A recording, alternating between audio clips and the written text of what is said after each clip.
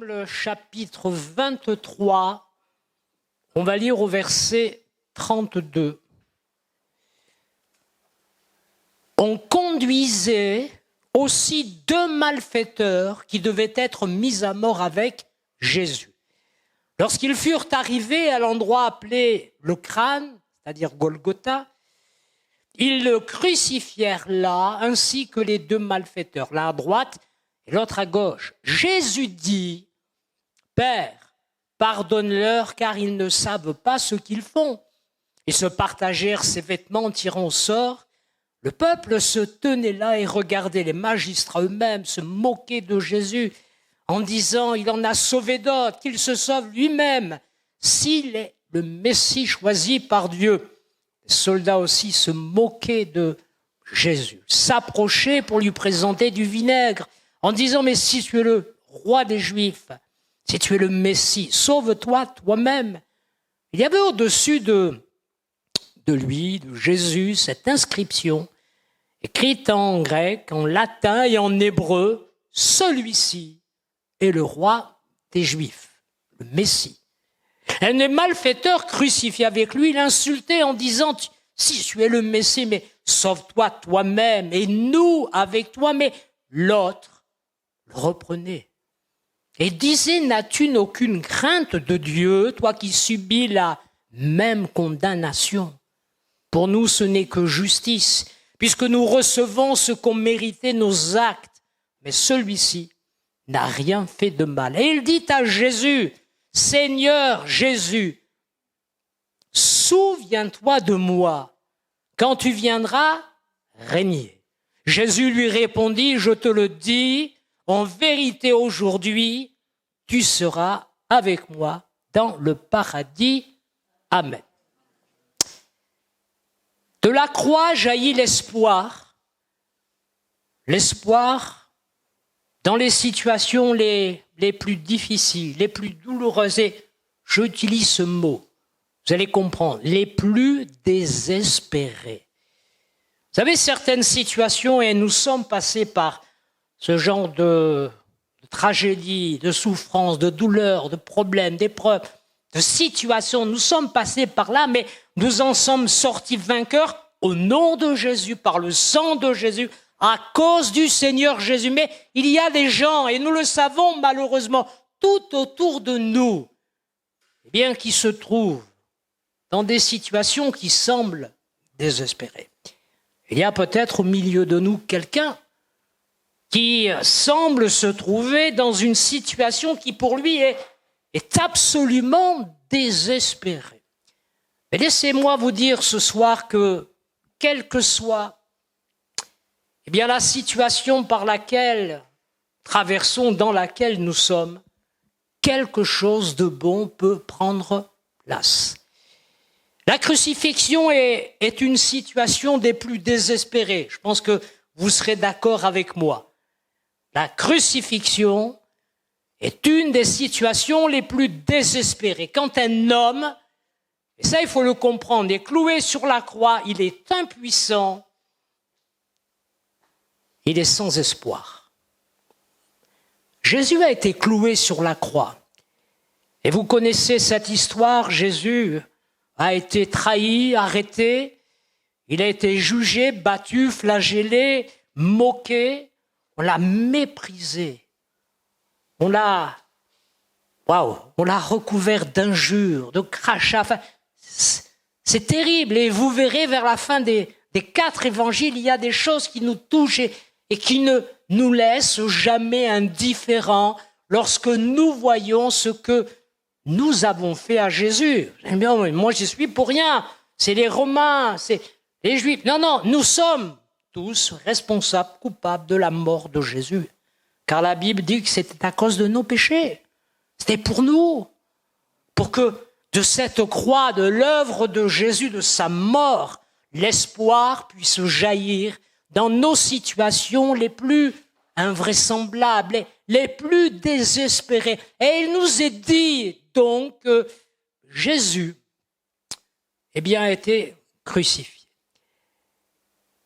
Vous savez que la crucifixion aujourd'hui, déjà depuis un certain temps, mais aujourd'hui encore, La crucifixion de Jésus, je parlerai après des brigands, mais la crucifixion de Jésus est considérée, et même dans certaines religions dites chrétiennes, est considérée par beaucoup comme symbole ultime de défaite. Il a été défait à la croix, il est mort, c'est ce que pensait le diable, les démons, les hommes méchants, les moqueurs, les blasphémateurs, mais je suis surpris de voir qu'il y a des gens qui lisent la Bible et qui disent « Et pourtant, le Christ est mort. » C'est le symbole ultime de sa ruine, son échec, sa défaite. Alors que nous qui avons cru, et nous, comme nous le disions tout à l'heure, qui sommes sortis vainqueurs de situations les plus étranges, les plus douloureuses, les plus difficiles, nous qui avons été lavés par le sang précieux de Jésus, nous qui pouvons dire, rien d'autre, je ne veux rien d'autre que Jésus, nous savons que ce n'était pas, et que ce n'est pas un symbole d'échec et de défaite, mais bien au contraire. Nous avons cru, et j'aimerais que vous puissiez croire ce soir, que la croix, la mort de Jésus à la croix, qui sera suivie par sa résurrection 3 jours plus tard, est le symbole, mais plus encore la réalité ultime de la victoire. Jésus a triomphé. Ce n'est pas une défaite. Ce n'est pas sa chute. Ce n'est pas une ruine. C'est un triomphe. Un triomphe. Jésus a triomphé sur le péché, sur le mal, sur la méchanceté. Jésus a triomphé sur le diable, sur les démons, sur toutes les principautés. Jésus a triomphé sur la maladie, la souffrance, la mort. Le triomphe de Jésus sur le péché. Le triomphe, de l'éternité sur le temps qui passe. Le triomphe, de la vérité sur le mensonge. Oui, considérons ce soir avec attention, et je crois que l'Esprit de Dieu est à l'œuvre dans chacun de nos cœurs, la croix, la crucifixion de Jésus, qui est l'espoir, nous le disions au commencement, dans les situations les plus désespérées, et pour nous, la réalité de sa victoire et de son triomphe. J'aurais pu parler sur cette parole de Jésus, tout est accompli. Waouh, on en parlera, mais c'est une parole triomphante, une parole qui a fait trembler l'enfer, qui a fait trembler les démons. Tout est accompli. Et tout est accompli ce soir pour que quelqu'un puisse être pardonné, sauvé, lavé par le sang de Jésus. Tout est accompli pour que quelqu'un soit restauré, relevé, encouragé. Tout est accompli pour qu'au nom de Jésus, vous soyez guéris, soyez libérés de la puissance des démons. Tout est accompli, vous soyez guéris, libérés de la dépression, que sais-je, quelle que soit votre situation. Tout est accompli, la victoire, le triomphe de Jésus. Dans Luc 23, le texte que nous avons lu, nous nous retrouvons au pied de la croix. Et tout le monde sait, en tout cas si vous êtes familier avec la Bible, ou peut-être l'avez-vous vu dans l'art, qu'il n'y avait pas qu'une seule croix ce jour-là, il y en avait 3. Vous êtes d'accord avec moi? Il y avait 3 croix. Et chacun des évangiles rapporte ce détail que Jésus a été crucifié entre 2 brigands. Il faudrait vous dire ceci, c'est que le mot brigand, ou peut-être voleur dans votre traduction, peut-être malfaiteur, en réalité, on devrait le traduire, certains l'ont fait, par criminel. C'était des criminels. Je vous démontre ça pour vous amener à réaliser, ce qui s'est passé ce jour-là. Donc il y a 3 croix. Et Matthieu, Marc et Luc décrivent ces 2 brigands comme des criminels. Et c'est intéressant de souligner également que le mot parle, non seulement ces 2 criminels, mais des criminels violents. Et c'est ainsi que nous avons là des hommes méchants. C'est le genre de personnes que vous ne voulez pas rencontrer. C'est le genre de personnes qui, malheureusement, sont dans nos rues, sont dans nos quartiers, sont dans nos pays, dans notre monde, et qui font des choses terribles, des choses abominables. La Bible nous dit que ces 2 criminels violents se sont retrouvés crucifiés. Jésus était au centre, l'un à droite et l'autre à sa gauche. C'est le genre d'homme que nous retrouvons eh bien, dans la parabole que Jésus nous a adressée. Vous vous rappelez cette parabole du bon samaritain? Vous la connaissez? Jésus a parlé d'un chemin. Ce n'est pas véritablement une route, un chemin qui descend de Jérusalem à Jéricho. Mais c'était un chemin dangereux qu'empruntaient les Juifs lorsque, eh bien, ils montaient à Jérusalem et lorsqu'ils en redescendaient, plus particulièrement avec de l'argent, avec des biens, des aromates, des vêtements. C'était un endroit difficile. Et les brigands, les criminels se cachaient. Et ils étaient prêts à sauter à la gorge de celui qui avait un chariot bien rempli. C'était ce genre de personnage. Et Jésus nous dit qu'un homme a été battu, il a été maltraité, il a été roué de coups. Là, Jésus nous dit que cet homme a été dépouillé et laissé comme mort au bord du chemin. Voilà quel était le genre, eh bien, de brigands, de malfaiteurs, de criminels qui se retrouvent là, crucifiés à côté de Jésus.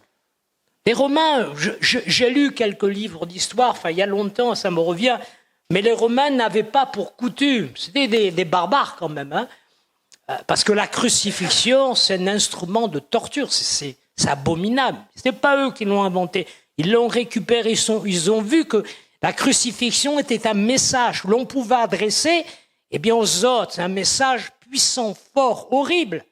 Mais on n'avait pas l'habitude de prendre quelqu'un qui avait volé une pomme sur le marché, qui avait commis un petit larcin. Non, non, ceux qui se trouvaient sur la croix, eh bien, étaient des gens recherchés, des criminels, des gens dangereux, des gens qui avaient fait des choses terribles, des choses abominables. Et c'est ainsi que, eh bien, la Bible nous dit, eh bien, que ces deux criminels, même si on ne les connaît pas véritablement, ils sont crucifiés, étaient ce genre d'hommes.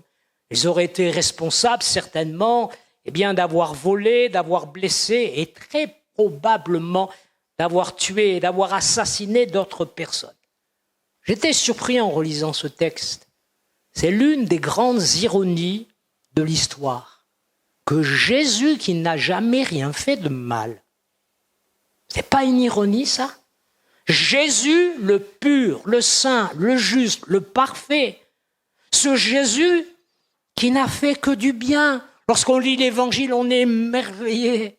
Émerveillé. Et notre frère Eliakim le disait, et combien c'est vrai, personne d'autre que Jésus, il n'y a que Jésus et lui seul. Il est l'être le plus délicieux, le plus extraordinaire que la terre ait jamais porté.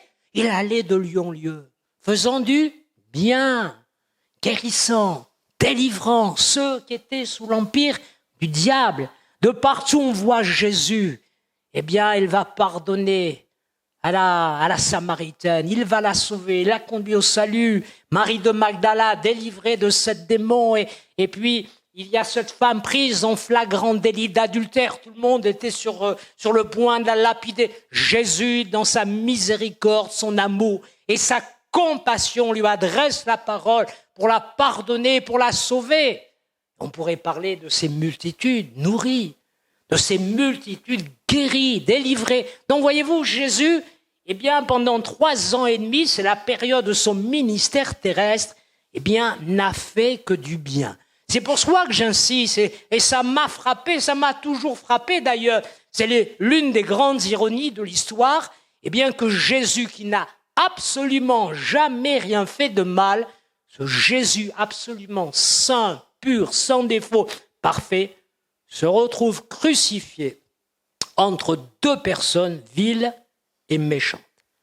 Mais c'est ici aussi l'accomplissement de la parole prophétique du 53e chapitre du livre d'Ésaïe. Rappelez Ésaïe 53. Vous pourrez relire chez vous, c'est bouleversant. Ésaïe 53, verset 12, le prophète de la part de Dieu, eh bien, annonce la venue de Jésus, annonce la crucifixion de Jésus, annonce la mort, mais aussi la résurrection de Jésus. Et il dit de Jésus, d'une manière prophétique, il a été compté parmi les criminels. Maintenant, je vais un petit peu plus loin. Jean, apôtre Jean, ne dit rien sur ces 2 hommes, mais Matthieu, Marc nous rapportent que c'est des hommes provoqué Jésus. Il le provoquait. Si tu es le Fils de Dieu, descends de la croix, sauve-toi et sauve-nous aussi. Il le provoquait, mais également la Bible nous dit qu'il l'injuriait et se moquait de lui, comme le faisaient la plupart des gens qui étaient là. Eh bien, au moment de la crucifixion, il y avait des cris, il y avait des injures. On se moquait de Jésus. Ouh, notre Sauveur. Voilà ce qu'il a subi, ce qu'il a vécu. Il a été maltraité, on parlait tout à l'heure, il a été flagellé, roué de coups, une couronne d'épines que l'on a enfoncée dans son crâne, le sang ruisselait de sa tête, du dos, de partout, et là encore des insultes, des insultes, des insultes. Un homme qui n'a fait que du bien. Lui-même pourra dire en parlant du diable, il n'a rien en moi, je n'ai rien fait de mal. Il se trouve au milieu des malfaiteurs, et les malfaiteurs le maudissent, l'injurient, se moquent de lui. C'est l'image de notre humanité. Notre humanité qui s'enlise de plus en plus, qui s'enfonce dans le mal et la perversion. Aujourd'hui, plus que jamais, le mal est appelé bien. La honte est appelée fierté. Et le bien est appelé mal. Les hommes s'enlisent de plus en plus dans des choses abjectes, des choses, qui déchirent le cœur de Dieu.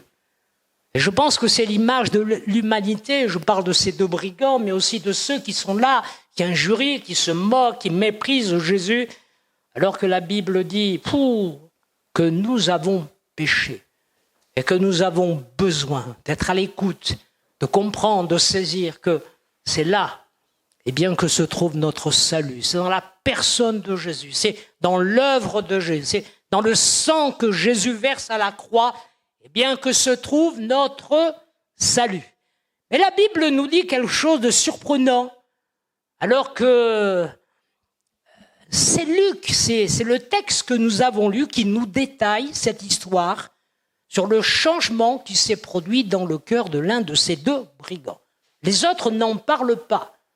Les autres nous disent tout simplement, Matthieu, Marc, que les deux se moquent de Jésus, lui adressent des menaces, des provocations, ils l'insultent. Mais Luc, sous l'inspiration de l'Esprit, montre ce qui s'est passé dans le cœur de l'un d'entre eux. Nous ne connaissons pas le nom. Nous ne savons rien.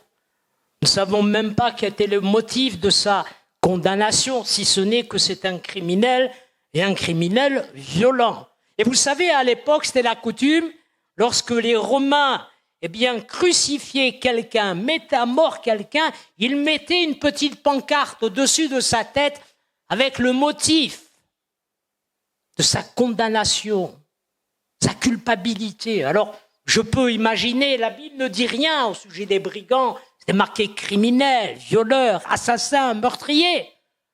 Tandis que pour Jésus, qu'est-ce qu'il est écrit ?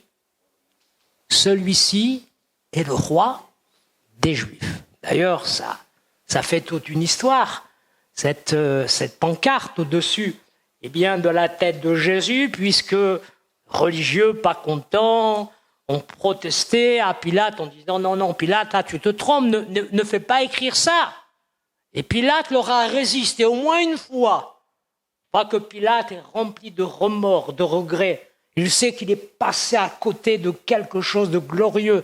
Et en disant, moi je me lave les mains, il l'a livré, il s'est rendu complice. Mais là, cette fois, il tient.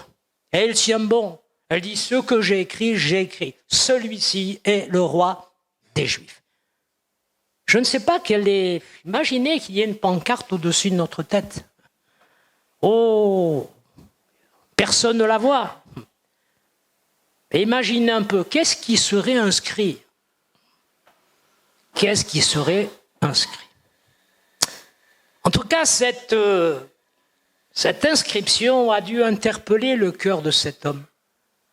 Je pense que la parole que Jésus a adressée aussi dans cette prière, « Père, pardonne-leur, car ils ne savent ce qu'ils font », a dû interpeller le cœur de cet homme.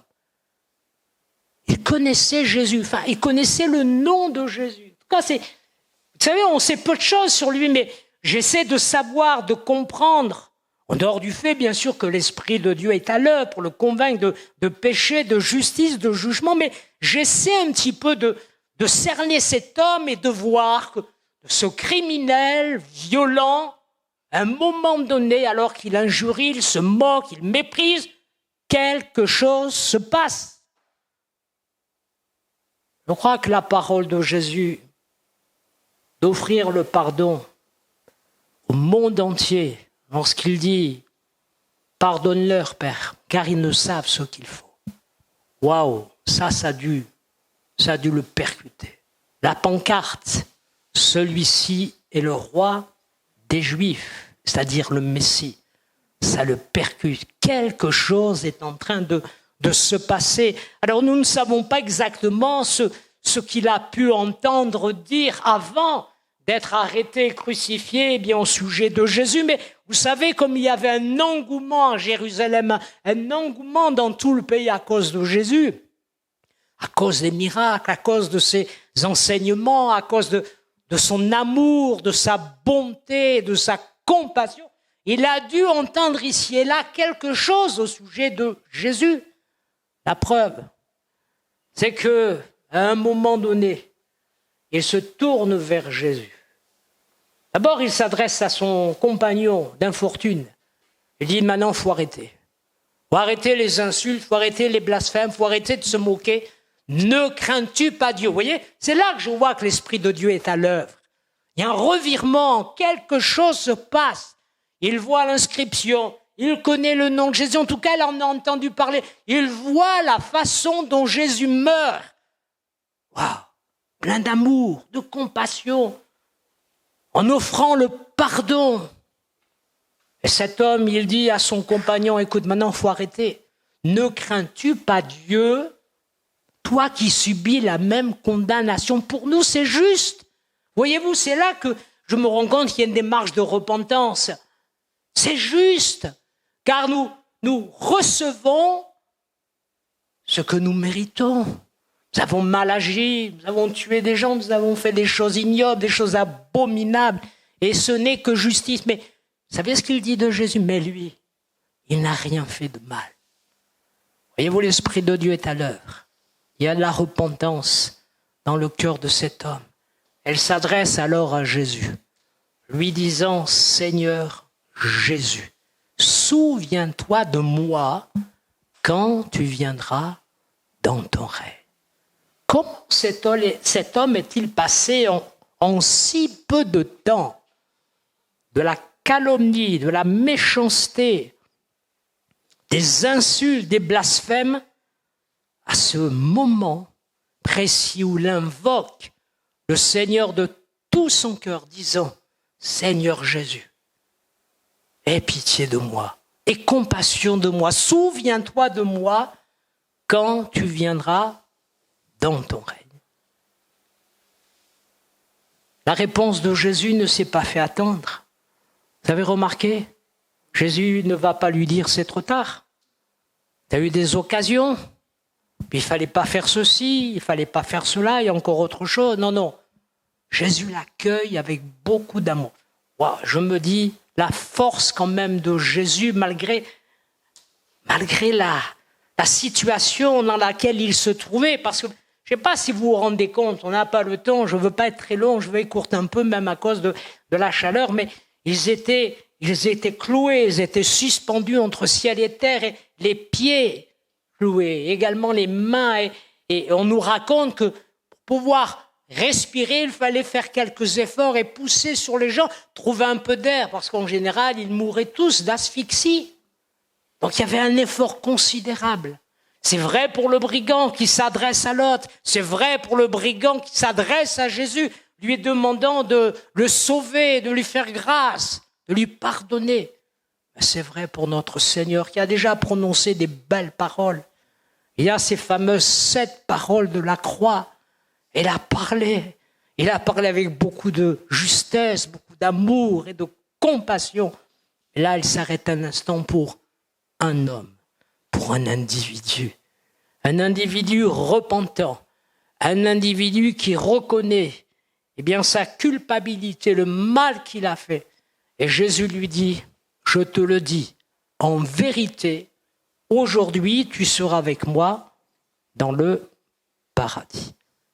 À la prière de cet homme, souviens-toi de moi quand tu viendras dans ton règne. Jésus le regarda et dit, aujourd'hui, non pas demain, mais aujourd'hui, tu seras avec moi dans le paradis. C'est une promesse. Et laissez-moi terminer avec ça. C'est une promesse pour vous. Et regardez chaque mot de cette promesse. Aujourd'hui, c'est une promesse qui est immédiate. C'est évident que cet homme, il n'avait pas le temps. Il ne pouvait pas attendre le lendemain.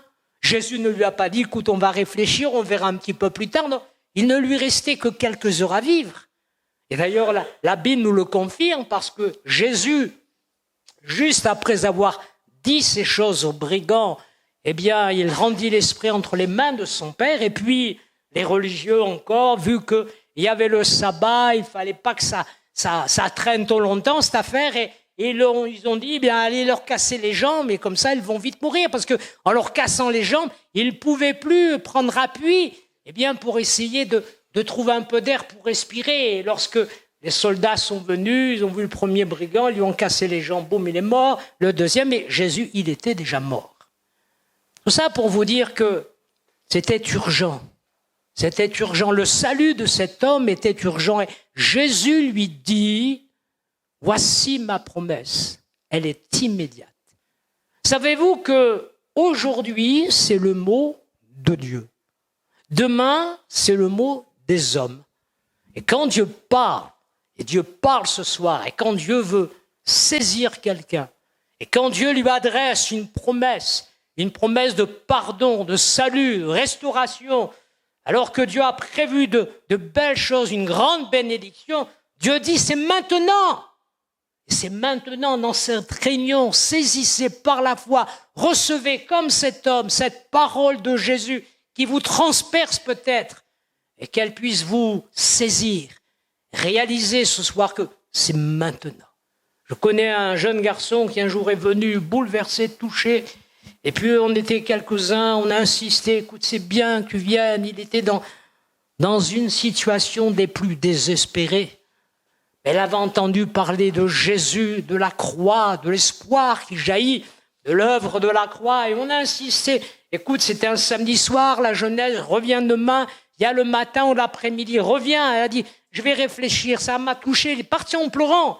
C'est un ami à moi. J'avais un peu grandi avec lui, j'étais au collège, je le connaissais très bien. Et puis on a insisté, et puis vous savez, à un moment, on ne pouvait rien faire de plus. Il n'est pas venu le dimanche. Le lundi, on a appris qu'il s'était suicidé. Vous voyez, il y a des plus tard qui peuvent se transformer en trop tard. C'est pourquoi le Seigneur dit aujourd'hui, si vous entendez ma voix, n'endurcissez pas votre cœur. Alors moi j'aime cette parole, ô combien précieuse de Jésus. Et Jésus lui dit, ah tu as bien fait de te repentir, tu as bien fait de t'humilier, tu as bien fait de reconnaître ta culpabilité, car aujourd'hui, j'ai une promesse de salut, j'ai une promesse qui est immédiate. Aujourd'hui, tu seras avec moi dans le paradis. C'est une promesse, eh bien, également intime et personnelle, lorsqu'il lui dit « tu seras avec moi ». Tu s'adresses directement, il y a un échange, il y a un dialogue eh bien, qui commence entre Jésus et cet ancien criminel qui vient de se convertir. C'est une promesse intime et personnelle. Je veux croire qu'il y a des promesses intimes, des promesses personnelles. Je ne sais pas. Et peut-être que dans votre cœur, Dieu vous fait une promesse qui est intime. Et elle est personnelle. C'est vrai en ce qui concerne le salut, en ce qui concerne la vie éternelle, mais peut-être dans un domaine bien particulier, un compartiment eh bien, de votre vie. Dieu te dit ce soir, j'ai une promesse pour toi. J'ai une promesse aujourd'hui. C'est immédiat, mais j'ai une promesse intime, personnelle. être là où se trouve Jésus. Et Jésus dit, je serai avec toi. D'ailleurs, aujourd'hui, eh bien, tu seras avec moi dans le paradis. Le paradis, c'est une promesse pour l'éternité. C'est le lieu où il n'y a plus de péché. Chaque larme est séchée, il n'y a plus de maladie, il n'y a plus de mort. Jésus a parlé un peu du paradis, pas véritablement, mais il en a parlé ici. Et puis, dans une autre circonstance, il parle du sein d'Abraham. Tout cela pour vous dire que l'on appelle paradis, le ciel, l'éternité. Ce qui compte, c'est d'être sauvé pour l'éternité. Il n'y a rien qui peut vous sauver. On l'a chanté, notre frère nous l'a rappelé. On l'a chanté. Rien d'autre que la croix, que le sang de Jésus. Rien d'autre ne peut vous sauver. Vous pouvez faire des efforts, vous savez, la religion, la philosophie, et puis il y a toutes sortes de choses. Mais ça ne pourra pas changer votre vie, ne pourrait pas changer ce passé qui vous accuse et qui vous tourmente perpétuellement. Il n'y a que Jésus qui puisse le faire. Une promesse donc immédiate, c'est le mot de Dieu, une promesse intime, personnelle, et puis une promesse pour l'éternité. Rappelez ce que Jean, et on termine avec ça, dans 1 Jean, il est dit ceci, ces choses ont été écrites afin que vous croyiez que Jésus est le Christ, le Fils de Dieu, le Messie, et qu'en croyant en lui, vous ayez quoi? La vie éternelle. Quand je me suis converti, peur de la mort, peur de l'enfer, mais comme ce brigand, Seigneur, je reconnais, je suis un pécheur, je reconnais ma culpabilité. Et nous l'avons tous vécu, et Jésus est venu, il a tout lavé, tout nettoyé par son sang, il nous a secourus, relevés, restaurés, il a fait de nous ses enfants. Dans notre cœur, il y avait cette promesse pour l'éternité. Nous savons où nous serons. Nous connaissons la fin de l'histoire. Je ne sais pas quand, je ne sais pas dans quelles circonstances, mais je sais, et nous savons que Dieu nous a sauvés et qu'un jour nous serons le sein d'Abraham, le paradis, le ciel. Nous serons dans la présence de Dieu pour toujours. Posez la question à quelqu'un qui a fait une expérience, mais demandez-lui, est-ce que tu es sûr d'être sauvé? Tu es sûr d'aller au ciel? Un jour, je parlais avec une dame qui voulait prendre le baptême et elle avait été guérie, mais une véritable guérison. Elle avait une maladie qui lui avait détruit le foie et elle était condamnée. Et Dieu l'a guérie. Dieu fait comme il veut. Et elle a voulu s'engager. C'était passé quelque chose, mais on ne se fait pas baptiser parce qu'on a été guéri. Mais lorsqu'on lui a parlé, on lui a dit, mais vous êtes sûr que vos péchés sont pardonnés? C'est l'assurance de la vie éternelle. Elle ne pouvait pas encore répondre. Il fallait lui laisser un peu de temps. Et chose qui s'est produite dans les semaines un peu plus tard. Mais c'est tellement glorieux de savoir qu'un jour, nos yeux verront Jésus. Pour le brigand, lui, c'était différent. Il partait de suite. Lui, c'était trajet direct pour le paradis, le sein d'Abraham, l'éternité, dans la présence de Jésus. Il ne lui restait que quelques heures. Nous avons peut-être un plus de temps, je dis bien un peu plus. On ne sait pas. On ne sait pas, cette nuit, demain, dans les jours qui viennent. Je me souviens, un célèbre commentateur, on appelle ça, qui commente le sport, commentateur sportif, était connu. Thierry Gilardi, c'était. Je m'en souviens maintenant. Il avait, moi j'aime le foot, et je regardais les résumés en fin de journée, le soir, et il disait, on se retrouve, c'était dans 2 ou 3 jours plus tard. D'homme 45 ans, on ne l'a plus jamais revu. À la nuit même, il a eu une attaque, il en est mort. Ouais. On ne peut pas prévoir. On ne peut pas prévoir. C'est pourquoi, aujourd'hui, ce soir, gloire à Dieu, on va se recueillir ensemble. Oui, c'est très simple et ne peut pas être très long, très très simple, mais reconnaissez que vous êtes comme ce brigand, comme ce criminel. Je vais me dire, oh, mais attends, moi j'ai pas fait tout ça, mais aux yeux de Dieu, nous sommes des pécheurs, privés de la gloire de Dieu. Et nous faisons route vers l'enfer, vers la damnation éternelle. Et seul Jésus peut nous arracher à la mort éternelle. Alors ce soir, nous demandons pardon, Seigneur. Seigneur, pardonne-moi. Je reconnais ma culpabilité. Je te demande pardon, Seigneur, pour mes fautes, mes péchés. Et là, Jésus vous dit, mais maintenant, je te sauve. Aujourd'hui, tu es sauvé, tu es pardonné, tu es délivré, tu es libéré. Et toi aussi, eh bien, tu seras avec moi dans le paradis. Amen. Restons quelques instants dans la prière. Une personne, 2 personnes aimeraient que l'on prie pour eux. Il y a peut-être des gens qui, justement, sont interpellés par ce message, cette parole. D'autres personnes qui voudraient que l'on prie pour qu'ils soient guéris, délivrés. On va le faire aussi ensemble. Alors voilà, des mains se lèvent, va prier pour vous. Parce que Dieu vous aime. Et ce soir, il a décidé, maintenant, ce soir, aujourd'hui, de vous bénir, de vous sauver. Gloire à Dieu. Y a-t-il encore quelqu'un? Reste simplement un simple geste. Et on va prier. Oui, madame, Dieu vous voit. Oui, madame, Dieu vous voit. Oui, monsieur. On va prier ensemble. Alléluia. Notre bon et tendre Père Céleste, merci pour ces moments. Merci de nous rappeler combien la croix est le chemin de l'espoir. Et que cette croix, eh bien, est le seul moyen que tu nous aies donné par Jésus pour être sauvés, pardonnés, délivrés. Je te prie pour ces âmes en recherche, ces âmes qui ce soir ont entendu la voix de Jésus et ont compris que c'est maintenant ou peut-être jamais, c'est le soir eh bien, du pardon, c'est le soir du salut. Et je te prie aussi pour les frères et sœurs, les personnes malades. Seigneur, étends ta main, afin qu'au nom de Jésus, ils soient guéris, relevés, fortifiés, pour la gloire de ton nom. Amen.